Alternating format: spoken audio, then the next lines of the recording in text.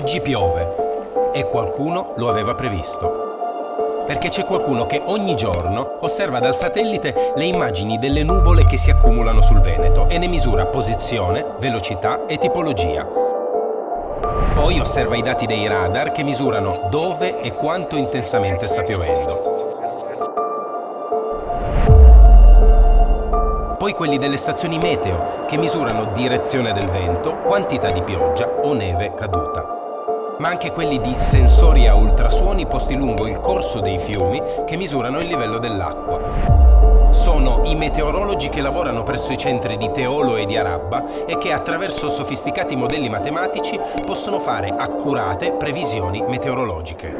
Ogni giorno il servizio meteorologico di ARPAV emette un bollettino specifico per il Veneto che si chiama Meteo Veneto, dettagliato per aree del Veneto e ha un contenuto importante che si chiama attendibilità. Il Centro Valanghe di Arabba emette giornalmente un bollettino di previsione meteorologica specificatamente dedicato alla montagna veneta. È un bollettino di dettaglio con la previsione dei parametri più significativi per la montagna, quindi temperature, vento, precipitazioni, neve. Il servizio meteorologico di ARPAV emette anche specifici bollettini diversi fra di loro per diversi utenti. In particolare, durante la stagione invernale si occupa della previsione del pericolo valanghe. Gli aeroporti vengono informati sulle condizioni meteo previste per organizzare al meglio lo sgombero della neve dalle piste e il de-icing sugli aeromobili. In caso di approssimarsi di fenomeni intensi, il servizio meteorologico di ARPAV attiva una procedura speciale a favore della protezione civile.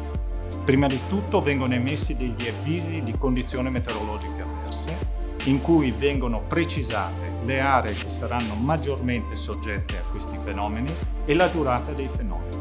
In base alle previsioni meteo di ARPAV, il centro funzionale decentrato della protezione civile della regione del Veneto definisce ogni giorno, quotidianamente, quindi un bollettino che può servire anche da bollettino di allertamento qualora siano previsti fenomeni particolarmente rilevanti. Basta sapere che piove tanto, bisogna capire questa pioggia cosa può determinare e quindi abbiamo definito con l'Università di Padova uno strumento, siamo l'unica regione in Europa ad averlo, che ci consente di dire se un fiume esonderà, a che ora esonderà e che danni provocherà.